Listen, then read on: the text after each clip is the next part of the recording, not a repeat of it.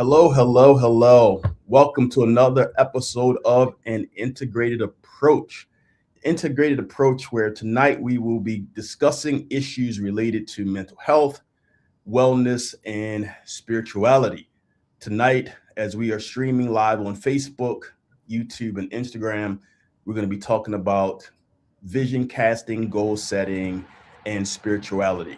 Now, we're going to be talking about these things primarily from a Judeo Christian perspective, but we are going to be respecting and acknowledging other types of spiritual and religious traditions. Tonight, we are so excited and grateful. This is Dion Brown, licensed therapist in Maryland and DC, self care expert, mental health and wellness speaker. But tonight, I'm excited as we are elated tonight as we have a guest with us, and I'm talking about none other than Mr. Rashad Bowtie Mills. He is a fellow clinician who's going to be with us tonight, and I'm going to share with you all a few things as you come on the various networks. Please like and share as well. You also, and I'll be mentioning this throughout the night, you also will be able to mention various questions or comments, and we should be able to see those as well. So, Rashad Mills. Rashad Mills is a licensed clinical professional counselor providing therapy to individuals, couples, and families. He holds a master's degree in clinical community counseling from Johns Hopkins University and has been practicing since at least 2018. For over a decade of professional experience, including working in juvenile settings, group homes, and faith-based practices. His clinical specialties are broad and include anxiety, depression, grief, trauma, PTSD, stress, relationship and family issues, life transitions, addictions, and more. Thus, he works with various diverse populations. Rashad's therapeutic approach draws on multiple evidence-based modalities, including cognitive behavioral therapy, acceptance and commitment therapy, family, marital therapy, trauma-informed care, motivational interviewing, and integrative, culturally sensitive therapy. In addition to his clinical work, he serves as a speaker, an author, and a mental health advocate, and has publicly shared his personal journey of healing and growth using his lived experience to connect with and inspire and mentor clients and community members navigating depression. So, without further ado, I'd like to welcome Mr. Rashad Bowtie Mills. Welcome, sir. Thank you for having me, my brother. I appreciate it greatly. Another wonderful opportunity to share. No problem, no problem. I am grateful that you are here with us during this time to be able to uh, delve into these items. And as I asked you earlier, and I'm sure our listening guests can connect with this, how are you? How are you coming along with this weather? Man, that's a great that's a great question. I think we all are in the same predicament, right? We have to deal with it, and there's no way around it. So for me, as someone who has worked from home, I think it's been great, right? I really didn't have to go out and really navigate in it too much. Now, I will say this: I got stuck trying to be somewhat of a hard-headed individual last week. I got stuck in it. I was out, trying to take someone home, and I just got stuck in it for about 2.5 hours. Mm, Sunday morning for 2.5 hours. Like I'm out trying to make it work. And it was an interesting experience. And it let me know that I still have growth because I did not fully listen to, all the people who do this on a full-time basis. When they told the masses to stay home, yeah. Rashad decided to go out in it. But other than that, man, it's okay. I got more cardio and weightlifting, right, than I expected, shoveling some snow. So all in all, it's not bad at all. Okay. Good, good, good. Yeah, I know we all were doing it. We all were doing a bit of shoveling. All right. Absolutely. Absolutely. More than a bit, to be honest. Exactly. So, goal setting, vision casting, and spirituality. We're just gonna kind of dive, right in. You know, we both work with clients quite a bit, helping clients sort through a lot of their material. And when clients come in to see us, they come to work with various goals that they're working in therapy and treatment goals, but also at the still the beginning of the year, people are working on goals, various goals for their lives. Mhm. So Sometimes clients say things to us or people state various goals, but then their values, their core values, or even their deeper vision, maybe similar or even different. Let me ask you this for your consideration. Um, in what ways do you typically differentiate between maybe what a client states out of their mouths and their core values, if they are, the same or different, and even maybe shaping how you deal with their treatment planning? Mm-hmm. That's a great question. So one of the things, Dion, I do to kind of differentiate what a client would state their goals are as opposed to maybe core values, I am huge in terms of listening to a client.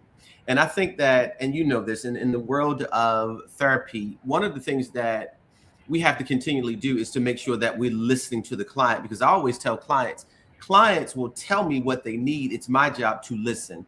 And Mm, once I listen, at that point, I think what happens is sort of the training kicks in. So if you're listening to a client and the client states that these are my goals, whether they're goals in their personal lives or they're more of treatment goals, and then you could hear a difference between those goals and the core values, then at that point, because I'm listening, I'm going to ask a series of questions. yeah. I'm going to say, hey, Mr. Brown, I noticed that you said this, but I also heard this. Which one is more important to you? And then I'll begin to ask a client, why did you state this as a goal? Why is this goal really important to you? What does this goal mean to you? Why are you connected to the goal in this way? And then there's some further explanation that we have to explain to clients what goals are as opposed to core values, because there can be a difference. And I think it's relatively easy if, in fact, we listen to our clients, because again, a client will always tell you what they actually need. Now, here's something that's really interesting. Sometimes I truly believe that clients are waiting for us as the professionals, as the clinicians, to kind of jump in and say, if this goal is something that is really connected and attached to you. Because I think, to be honest with you, I think that some people don't fully understand that some goals that they create, it may not be realistic for them at that moment, or it may not be realistic for them at all. And Mm, it becomes a part of our job to have these candid conversations as the clinicians, right? One of the things about therapy is therapy should be the safest space possible for the clinician and the client. And I think sometimes that we have to jump in, and it might be, well, Mr. Brown, have you considered everything that goes along with achieving this goal? Can we put that on the back burner because it's something more pressing or more important right now? yeah, I agree, absolutely. And sometimes, as we are working with people and they're creating goals for their lives, even goals for the year, there are some things that are priority. Mhm. Let's jump in and deal with these right now, and then there's some other things that are critical that we want to jot down, but that we get to later. Also, just in general, even if we take it outside of the therapy room, outside of the therapy space, people have, beginning of the year, right? People have all the, we use the words resolutions, right? One common resolution, people are wanting to lose weight, get in shape, be more fit, stop smoking, increase their finances, and a whole bunch of other goals. Now, sometimes these goals that people develop are internally motivated from within themselves. And other times that goal is externally imposed, Mhm. right? By a family member, the culture or the system. Um, have you noticed any signals that give you indication when certain goals are being imposed upon people from someone else? Mhm. One is a level of connectedness. Mm, When a client mentions a goal and it is something that's deeply rooted and it's internal, it's almost like, Dion, I could feel that they're connected to it. It's their own personal baby. But yeah. when it's from something that's more external, it's a family, it's a system, it's a culture, it doesn't feel like their baby per se. Yeah. It feels like more of an adopted child and not their own biological child. Yes, it has meaning, but it doesn't have the same meaning. And for some reason, you could kind of feel it. Now, here's another thing that if it's more internal as opposed to external. If it's internal, they can tell you why. They can tell you why, and they can tell you why. And oftentimes they may not have all of the steps to achieve that goal, but it feels like they have some of the beginning steps to achieve that goal. When it's more, brought on them from somebody else, it's just, hey, you know what? This outside influence believes this is right for me, but I'm not connected to it. And when the outside influence mentions it, they're not connected as much, and then they don't really have realistic steps in order to achieve it. And a lot of times when people are mentioning goals, that's one of the first things I think that we should actually be accountable to them and say, have you considered the steps that it takes to actually achieve this goal?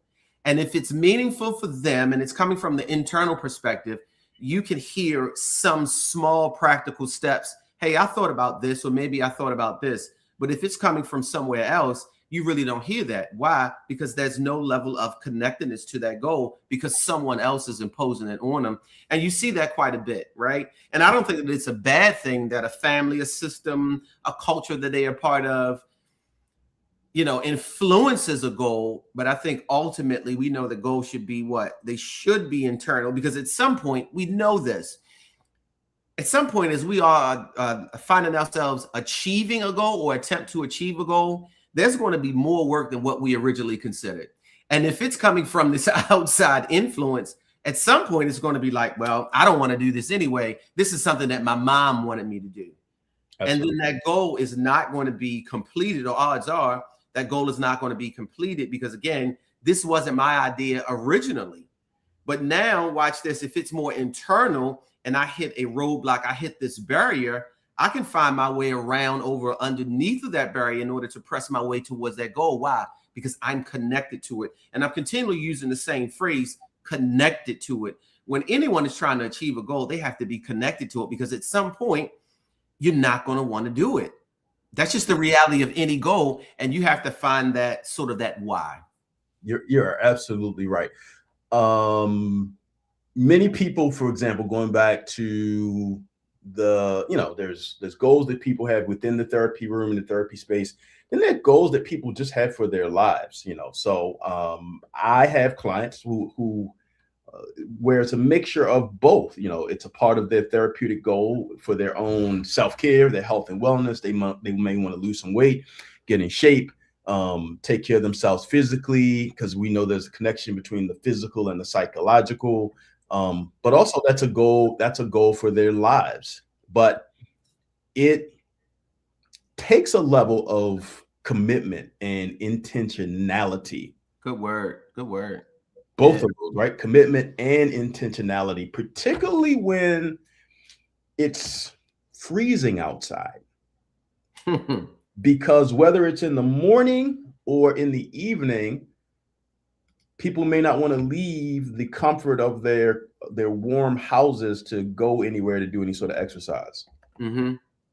So to what we talked about earlier, that's when it has to be more internally motivated as far as the goals. Mm-hmm. Let me just jump in and say this. So you mentioned commitment and intentionality. And another thing that I think that we have a benefit as mental health practitioners, Dion, is to actually empower our clients. I have a lot of clients that come to me and they don't know what they want their goals to be. And so part of my job is to empower them with the belief to help create and then try to implement some of those goals. A lot of clients come to me and say, Shad, I have goals. It's the first of the year. I want to do something. And then I'll ask them, well, what is that something? And they say, I don't know. But then my job is I empower them. And I always say I therapeutically push them moving toward the goal, because I think that people fare better when they are pushing and creating the goals as opposed to something that is placed on them from someone else. So if Dion places a goal on a client, again, if that goal is to walk every day for a mile and it's 10 degrees, yep. Well, Mr. Brown implemented this goal. But if you push them to create their own goal, again, when they met with adversity, then, odds are they can kind of push through it. Absolutely. Sometimes when we're talking about goals, and vision casting. Occasionally people may hit hindrances or roadblocks or challenges that kind of come up, and it can be difficult for people when they have a vision, they have a goal for themselves, and they feel um, kind of stressed out about it, or they may encounter some depression or have effects from things that are kind of traumatic. Mhm. Um, let's talk about some strategies that people can implement when they are confronted by these things. One of the listeners commented, share this. I think I share this. Small steps leads to big goals. So I think that's one great um, strategy to utilize that people overlook sometimes. Sometimes people want to jump ahead to um, the whole goal instead of taking time to complete the small steps and to celebrate those wins as well. But go ahead.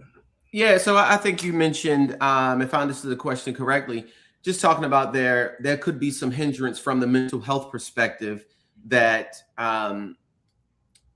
put clients in a position where they might not be able to achieve those goals, right? And so my thought now becomes, okay, let's address the mental health issue if in fact we believe that that's the biggest hindrance. Let's address that part of it, because within the mental health challenge or concern, if you will, that probably is going to tell us why the individual is having a challenge with meeting that goal. Let's think about it. If most clients are coming to us, we know that there is some sort of mental health challenge there. Absolutely. And then addressing the mental health challenge, then we can unlock some of the doors that will allow them to meet some of these goals. And yes, the individual that said it, small steps lead to big goals. I am such an advocate in breaking down big goals into smaller practical steps for a variety of reasons. Number one, I think that it gives clients a sense of confidence that in fact that they can do it, right? They can do it. And not just clients, any of us. So if my goal is to run a marathon, I'm not starting with 26.2 miles. I'm going to start with a mile. And if I complete the mile, if it takes me 20 minutes to complete a mile, now there's an increased level of confidence that I have. And then the next day, I'm more inclined to say I can go back out there because I have a little bit of confidence, right? I think it builds momentum as well, right? So if I'm breaking these goals down into smaller steps, I have confidence and I have momentum. I have confidence and I have momentum. And what does that transition itself into? That might transition itself into consistency.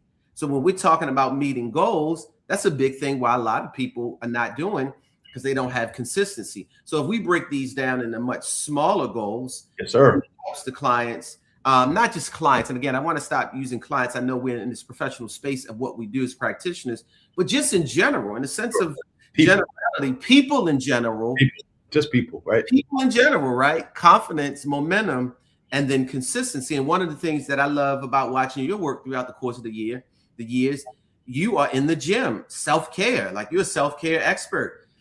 Listen, I know you do some extensive traveling. I'm sure that when you're traveling abroad and you had a nice steak dinner and maybe a piece of cake, the next day it's nothing that says I want to get up and lift or do cardio. But that's the consistency, and that's built over the years. Mm-hmm. Confidence, momentum, and then it leads to it. And then it's like these smaller goals are helping you move to the bigger goal. And again, for our listening audience, feel free to ask a question, make a comment as we are going through talking about goal planning, vision casting, and spirituality. If you're on Facebook, you should be able to ask a question or leave a comment, and maybe some of the other platforms. We are streaming live on Facebook, YouTube, and Instagram. And we will either highlight your statement or answer your question as you are listening. So I want to comment on that with breaking things down into smaller steps and goals. So even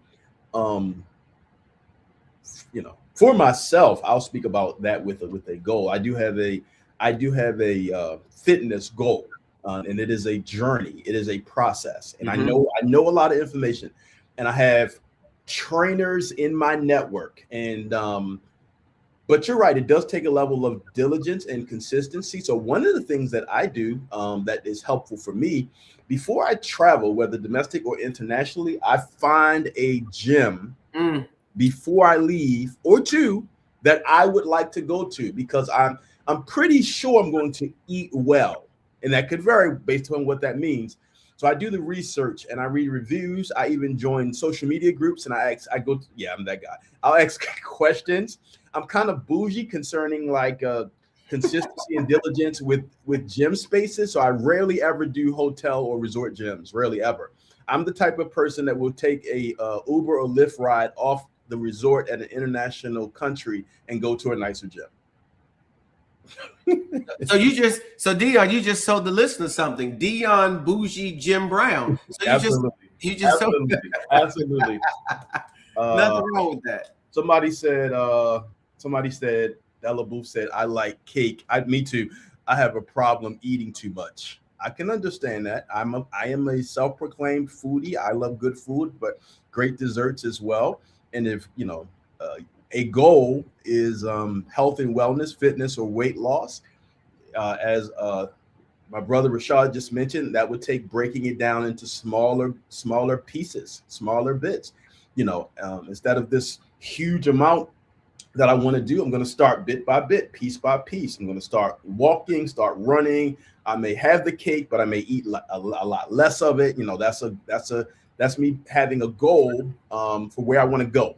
My vision, right? I see myself at this place physically, and I'm going to put that into smaller bits and pieces and steps. Moderation. And Dion, I want to go back really quick if I can, because you made an excellent point, and I want to highlight it again for people that are actually listening to this goal setting, vision casting, and spirituality.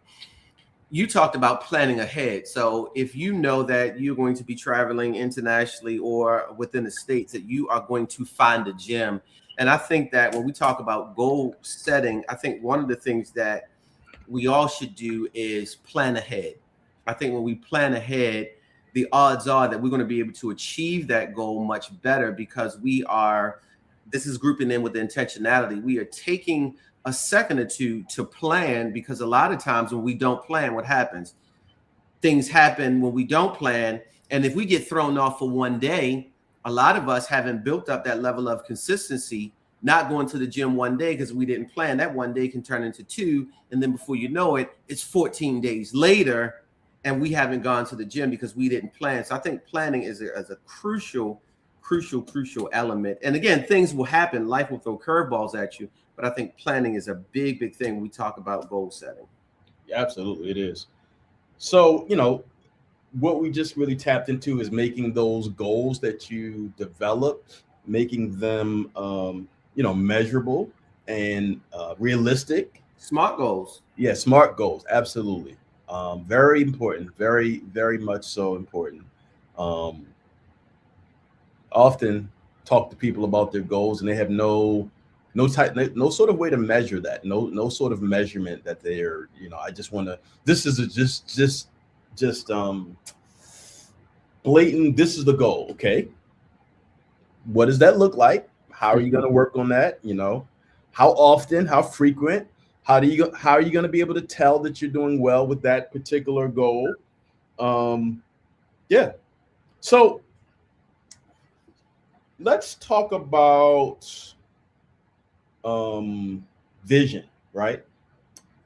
Now we're gonna incorporate some spirituality in a little bit as well, because there's definitely some things to look at when we're talking about vision and what that means and what that looks like. People often have a vision for various aspects of their lives, so much so that at the beginning of the year, every year, many people do, I've never done one yet, many people do some sort of vision board, where they will look at various aspects of their lives and maybe use a board and some pictures and kind of lay out how, they would like to see aspects of their lives in the future. Have you ever participated in that? Yes. So when you mentioned vision board, let me tell you a really interesting thing. And me as a Christian, this is this is the spirituality part of the broadcast, if you will. So I think about 2 years ago, actually we're in 26, so it's probably about 3 or 4 years ago to be exact. I created a vision board, write the vision and make it plain. I think I said Habakkuk.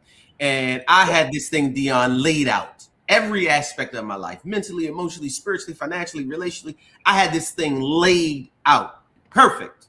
And I literally had the most challenging year of my life. And I had this vision. I mean, this vision board looked like Picasso did it. This thing was amazing.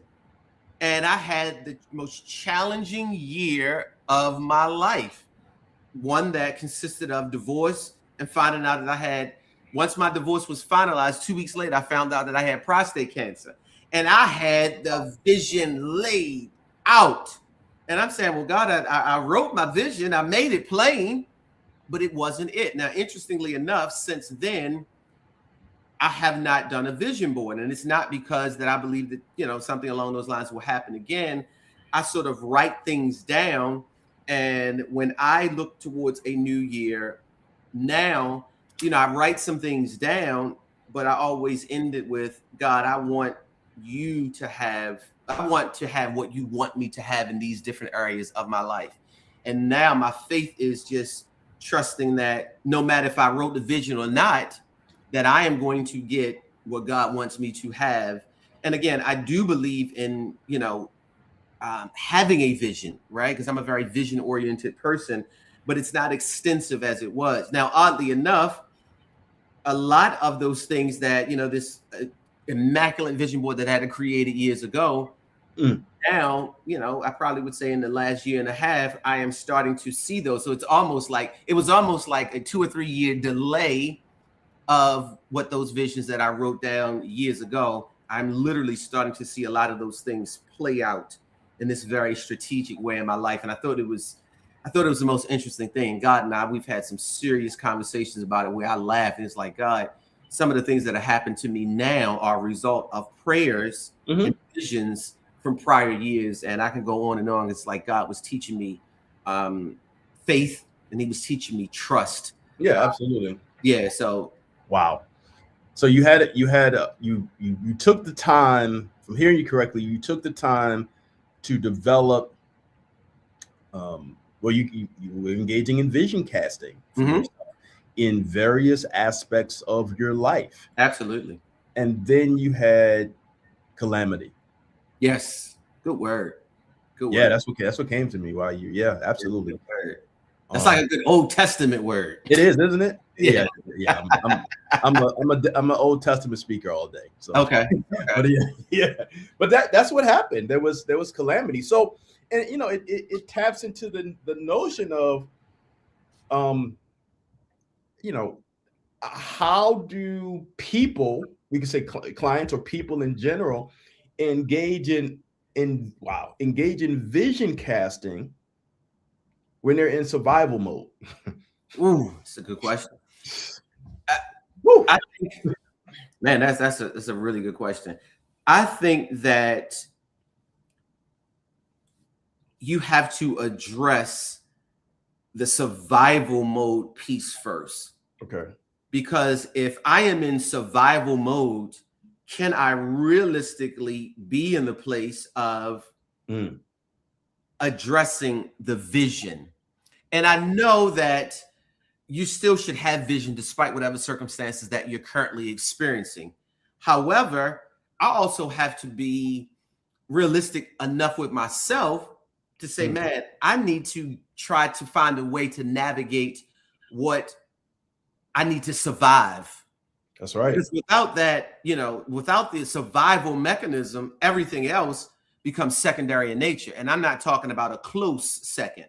It's a far second because this is the most pressing thing for me. And just a wild example that just came to my mind, if I'm having financial issues and I'm struggling to pay my rent, and the vision says that, man, I want to have 20,000 in the bank and I want to have a 750 credit score, but yet I just received the notice that if I don't have this rent in 2 weeks, then I'm going to be out on the streets. Let's be realistic. I need to find a way to address that thing, survival, and making sure that I have a residence first before I can get to the other place. And I think that if that's not done, I think it creates, or it can create a few things. Number one, it can create a sense of anxiety. How am I going to do both of these things? Man, I want to do this other thing. And I'm living in an anxious state, because the reality is I should be focusing on this main thing. It can cause an individual to feel depressed. I can't get both of these things done. What is wrong with me? Absolutely. Nothing wrong with you. We have to address this one thing first before, in fact, that we can address something else. So I think addressing the state of survival first, and that happens, again, not just clients, with a lot of us. We've been in those predicaments, right? We want to do other things, but it's like, let's get to A and address A before we can even begin to see D, E, or F. Agreed. So if a person is stuck in like survival mode, before they actively can or even move forward, probably with vision, well, we could say vision implementation, because they could still see where they would like to go and do, but they may be hindered in implementing. But there has to be a level of stabilization. Yes. Or while they're in survival mode, there has to be a level of stabilization. And this taps into the spirituality component too. So look at something here. I'm in survival mode. I'm able to see some things though, and from vision casting. But in order for me to start the journey of getting from survival mode to stabilization, so I can move toward those things in the vision, is going to take faith. Yes. Yes. Yeah, it's going to take faith. Let me go back just a second. I love the way that you worded that, vision implementation, implementing the vision, because you can still have it. It just wouldn't be implemented as well. Yeah. And faith is like, literally, faith is everything. So for a second, if you think about many people in the Bible, right, their situations were bleak at times, but it had to be that faith that allowed them to kind of navigate them. So I think faith is a big thing.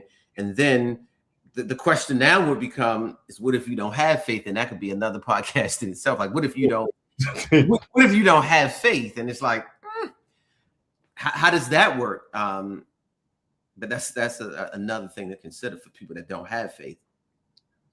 That's true. That is very true. That is very true. That is incredibly true. So I'm gonna go back to the therapy room itself with clients before I tap into some other spirituality components here. When we're working with clients, and we're taught a whole lot of things in school and graduate school. We work with people who have goals, who have visions for themselves, their future. They want to get to their future self. Right? I want to get to my future self. Whew. How important would you, I have some reflections on this as well, but how important would you consider the therapeutic relationship in helping people get to their future self? It's vital. Yeah. I think it's vital, because I tell a lot of my clients, new clients on the intake session, a part of a client's growth is the rapport between that client and that clinician. Therapy is, for a lot of clients, it is the only space that they have where they can actually share goals, vision casting, and telling someone that, hey, I want to get to this version of myself. I want to experience this. And if that relationship between that clinician and that client is not as healthy as it can be, then I think a lot of people don't even consider, they don't even have the belief and or the faith. We talked about faith. They don't even have the faith that they can actually see themselves getting to the future self. So I think that it is really important. And I think that the clinician can, again, empower the client, give them the tools, tips, strategies, techniques, and education to help them get to their future self. Because again, a lot of times therapy is that space. And let's think about it.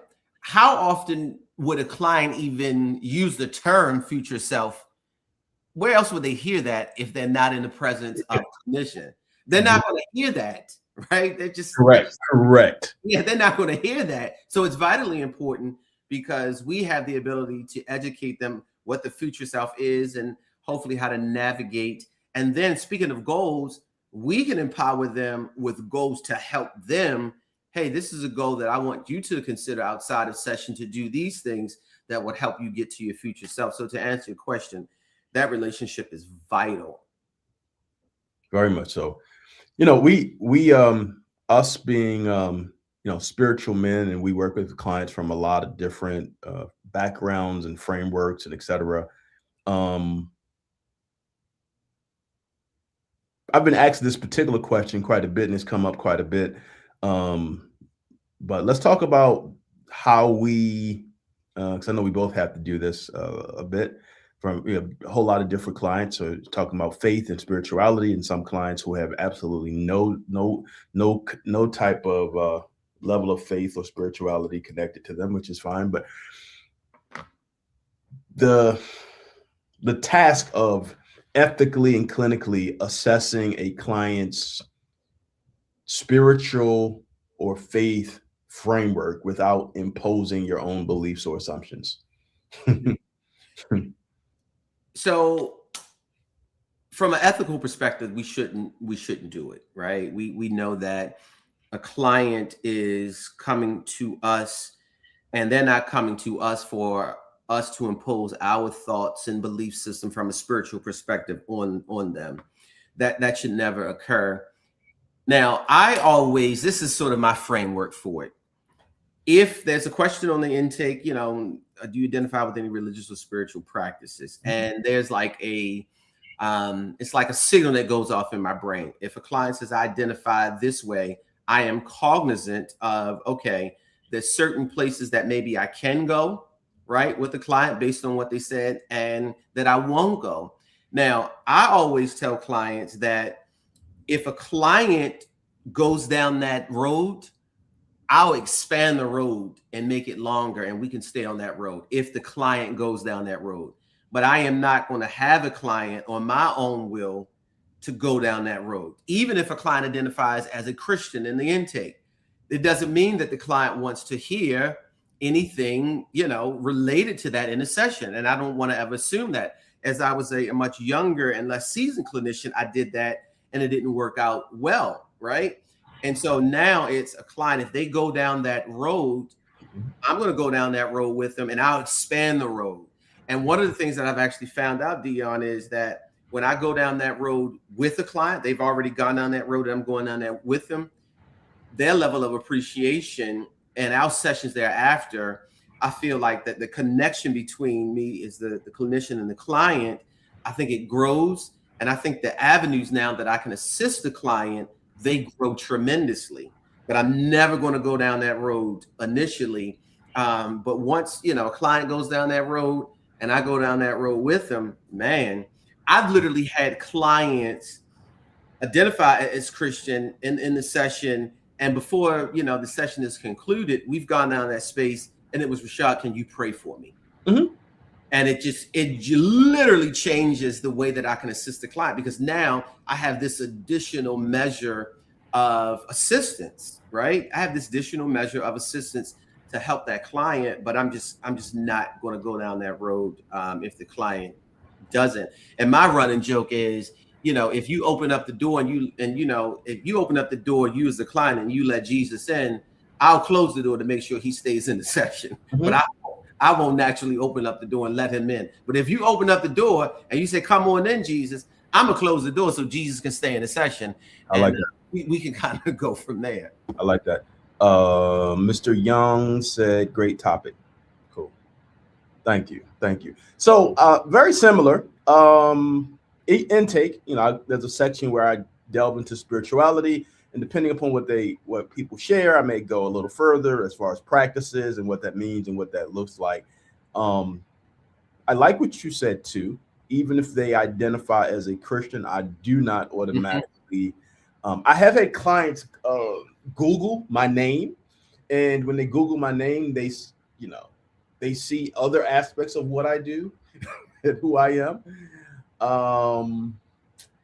I've also had clients who worked with me a long time, and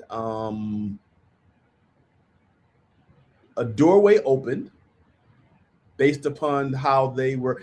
I'll give an example. There was a younger guy who was referred to me by a person in a leadership role in a church, and we were together for about 3 years before that even came up. And it's a Christian guy, family, etc. And the therapeutic relationship had grown to a level where they were talking about some things that happened on a Sunday in a church service that bothered them. And so,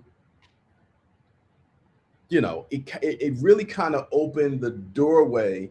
And then once I shared with them aspects of myself outside of the therapy space, they were incredibly grateful because they knew that I fully got what they meant. So we learn those lessons as we go along. Yeah, so clients will understand. Not only do we understand our clients from a different perspective and see them from a different lens, Correct. They see us from a different lens. Yes, and sir. I know many of my clients have done the same thing. Hey, Rashad, I Googled you and I sought you out because I do know that you are a man of spirituality. You have, faith is a driving force in your life. And clients appreciate that as well. And so, yes, not only does the rapport, but what we actually do in session changes. So you had the client that says, hey, you know what, Mr. Brown, today I want to process that this happened in church and I was bothered by it. And now that becomes the crux of the session, right? Because there's this different element because the spirituality piece is there. And so, yeah, you'll find yourself talking about different things that happen from a spiritual lens. Sometimes that's what people want to process in the session as well.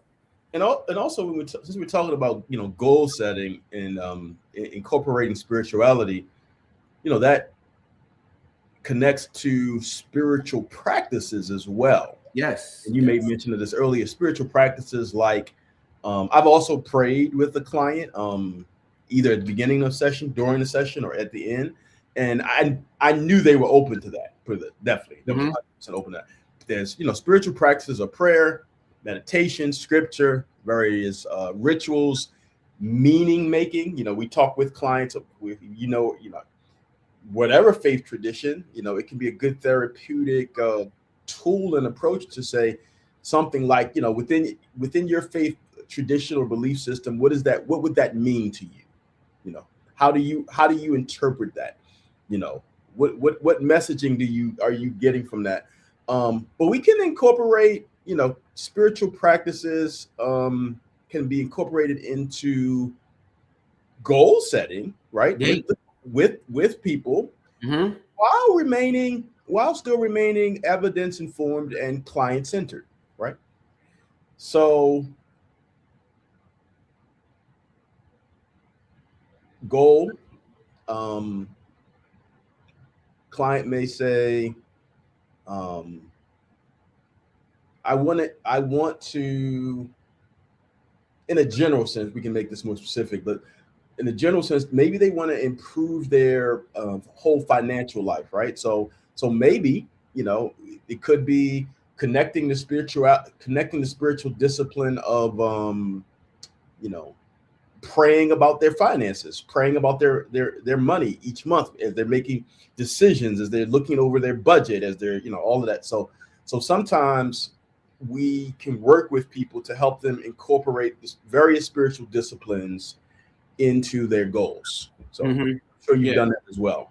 Absolutely. And it's just another way to assist clients. It really is. It just serves as another way to assist clients. And so, to be honest with you, in the spirit of candor, I love when clients go down that road. Yeah, absolutely. I absolutely love it because now I don't have to, I've used the word monitor, but I want to find a better word, but I don't have to monitor and make sure that, man, Rashad, make sure you don't get off on the wrong exit and you offend the client by incorporating spirituality to someone that doesn't want it. And so when they go down that road, I love it because now it's like, okay, this is another way that I can help you from all avenues, even as it relates to how we view goals, right?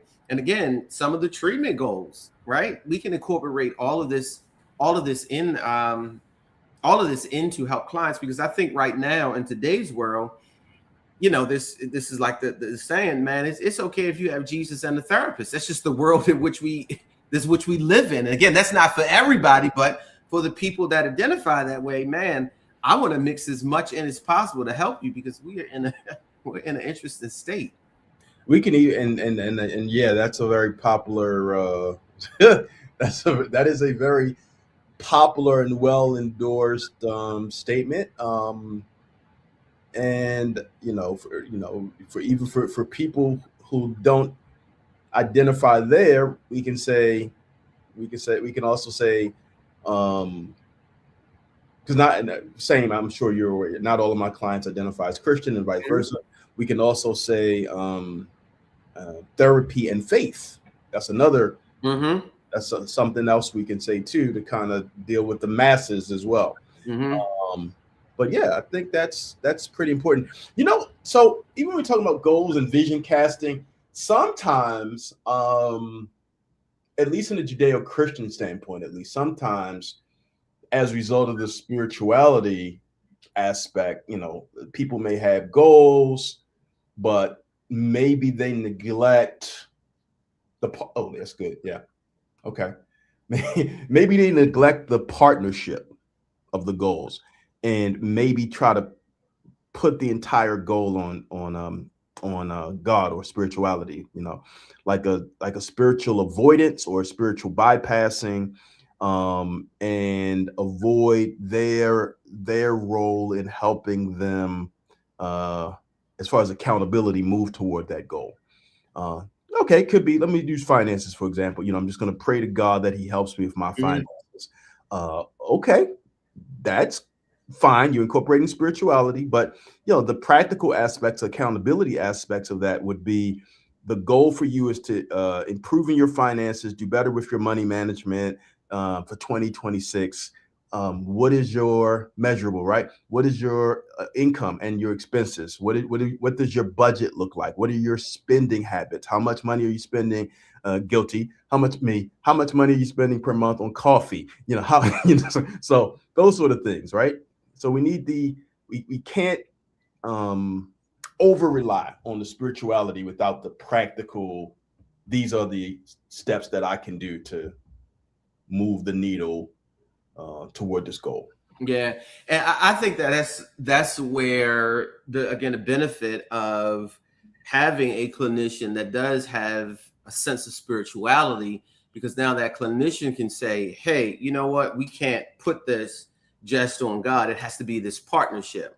You have to play a role, right? Your faith is a part of it. Then you have to play a role as well. And it becomes this great balancing act, because unfortunately people do, with spirituality and goals, you know what, man, I'm going to put my health journey, I'm going to put this on God. I'm just going to pray to God. You can pray to God. However, you can't be, you can't be a crumble cookie every day, right? You just can't do that. Sidebar, real quick. Sorry, self-proclaimed foodie. They are disgusting. But anyway, continue. I would offer you some pushback. Really? I don't mind paying $6 for a crumble cookie. Now, mind you, I haven't had coffee or anything sweet in all of January. Today was the first day I had a cup of coffee. As a side note, I just that was like my mini goal. But crumble cookies is all right with me. It is well within my soul. Wow. Maybe it's the location I went to, but it wasn't here in Baltimore. It was in Crofton, and you weren't fitting it. Nah. Okay. Yeah, but I think people, I think it's unfair to God that we push things, onto God. My goal is to date, but you don't leave your house. That's a good one. That's a good one. Can't Well, God. a little pushback on that. Just a small little pushback. I'm not. Well, okay. All right. Let me put this in context with that. That's a good one. That's a good one. You did say to date. So yeah, you do have to leave the house to date. You don't have to leave the house to find a date. Okay. You understand what I mean by that? Yeah, I get it. I get it. I get it. That's like semantics, splitting hairs a little bit, but I get where you're going. So you're right about that one. Yes. So to clean it up, we want God. Yeah. I want to date somebody, Yeah. but we won't leave a house to. It's like you think the person is like going to knock at your door and it's just going to magically happen. So you're right. You don't have to leave your house to find somebody. Obviously, with social media, it's how a lot of people meet people, but that's just like an example that like people experience, and I think it's unfair. Yeah, it's right. unfair to God, and I think that it's unfair to you based on your expectations of God, and then you could look at God differently. Well, God, I prayed for this, for you to do this thing. It's like, and God is saying, well, what's the input that you actually have? It's a partnership. You're right. And yeah, by that, definitely the vast majority of people that I've talked to, a lot of people, not all. I've clients who are out in like closer to DC. They're out in those expensive DC streets every weekend. But then I have clients who are on all types of media and dating and social media apps, all ages. Some single, some widowed or divorced, and out there again, and all that sort of thing going on. But some might be married and still dating, but that's another thing. You're right. No, that's not false. We hear a lot as clinicians, but we do. We hear a lot. We listen and we don't judge. That's right. Absolutely. None, sacred space, non-judgmental space. But however, it's a good one. Very good point. But we do, what's the word I would use? Educate. We could use that. I'll even use the word confront, but yes. I'll use it in a standpoint if, case in point, with that example, goal, person. Because I don't want to be gender specific, because I've heard all sorts of stories, both genders. But person stated value, goal. I want to work on my marriage and become a better spouse, but conflict, he or she is dating outside the house concurrently. That happens. So that's why I said sometimes we have to, at that point, okay, you're saying to me your goal, and in some instances, this too. Some instances, the example I just gave, that may conflict with the person's spirituality as well. Mm-hmm. Right. So that's why I said educate. Okay, you're saying this is your goal, but let me share with you what might happen in your marital relationship if this behavior continues. Let me educate, but also let me confront, because there's a discrepancy between what you told me as your therapist and what you're doing.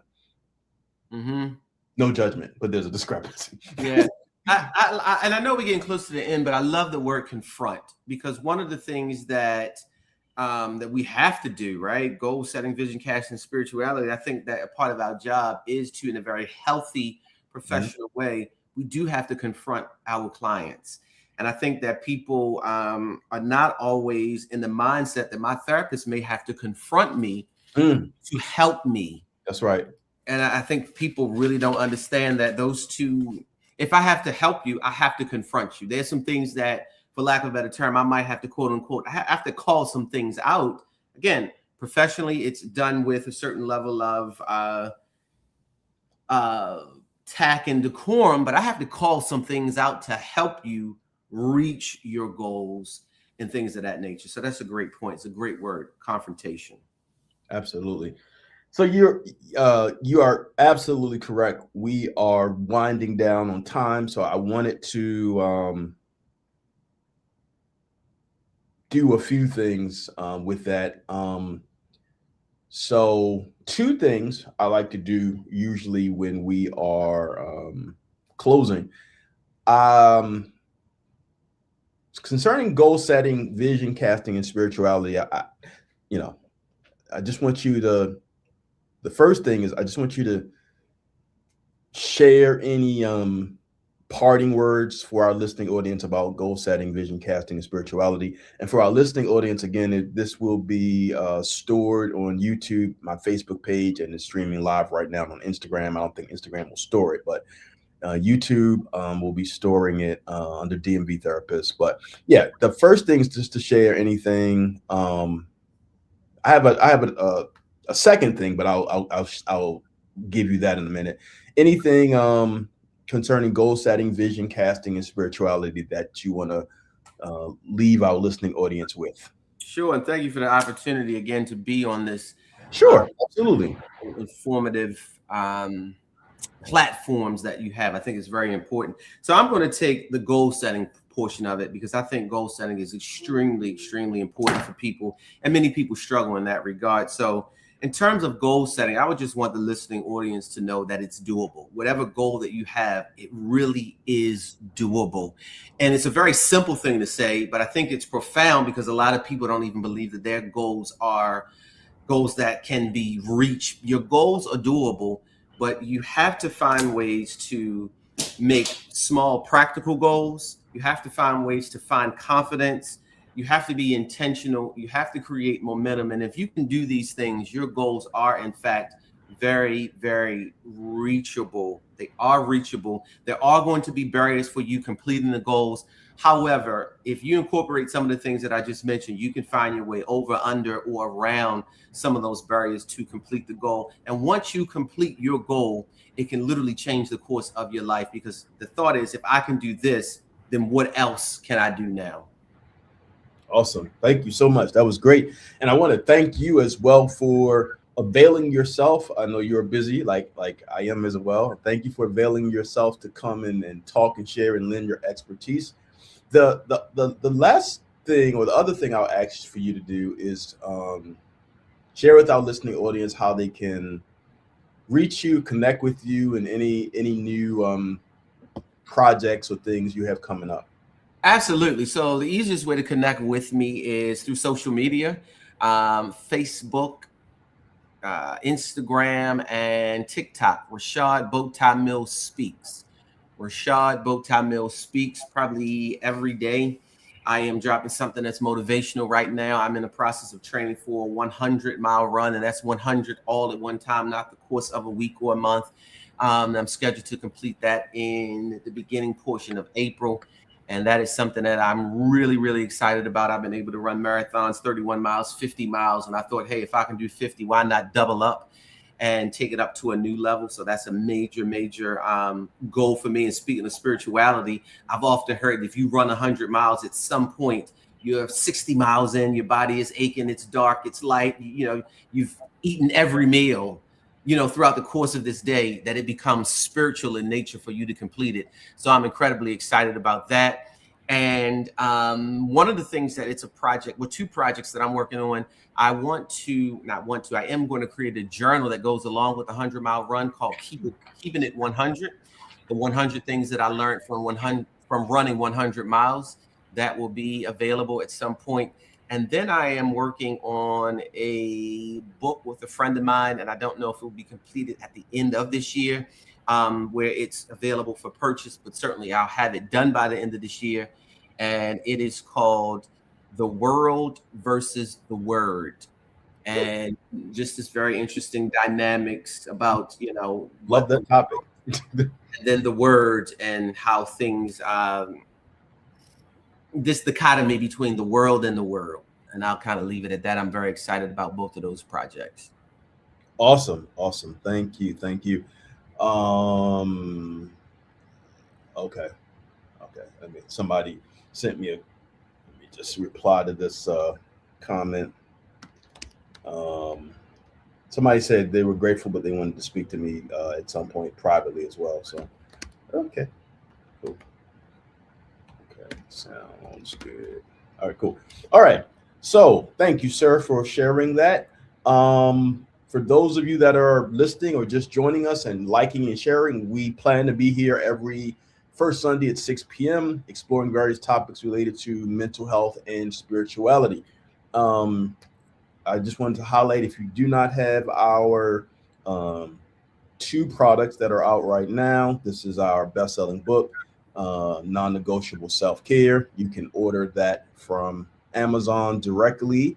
And then this is our men's journal, 30-day journal, traveling journal, where we take men through 10 core subjects: nutrition, fitness, communication, mental health, a bunch of other subjects. And each day there's a prompt with questions, navigation questions for you to answer, as well as a QR code where you scan, you get a 1-minute video of me talking about that particular subject. That is also on Amazon. It is good for everybody, but it is phenomenal for men. It is a 30-day scripted journal. So you will be writing.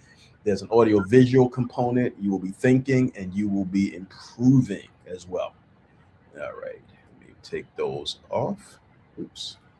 Sorry, I took you out. So, all right. A few projects. Lastly, a few projects. Like I said, we will be here every first Sunday at 6 p.m.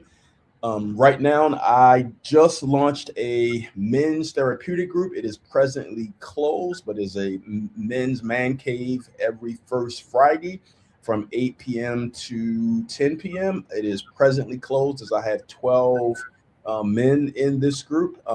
We plan to do this cohort for a period of time and then open it up at a designated time in the future.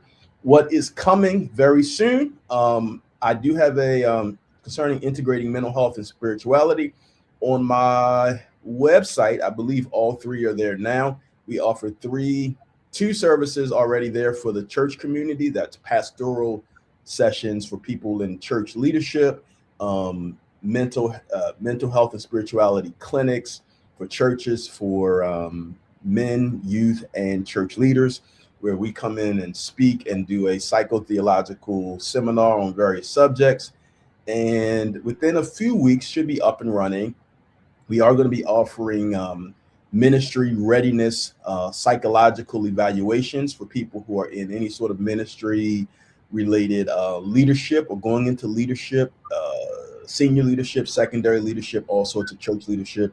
For people who may need to get evaluated, to incorporate mental health and ministry readiness or continuation, with a write-up submitted to the referral source in a few weeks. So those are some of the things that we have coming up. There's some other things later this year, but we're going to pause on those until later this year. So, but again, we want to thank you all for coming out to join us, and for our brother Rashad for joining us again on this platform. We had a few technical difficulties, but we were able to navigate through those, as is the nature of life. You pivot, you navigate, right? So please please share, and you can tune in to hear this, like I said, on YouTube and our Facebook page, Dion Brown. YouTube is DMV Therapist. So we want to thank you all for joining us, and I'm going to ask my brother to hang around for a moment as I say goodbye to our listening audience. Good night, everybody.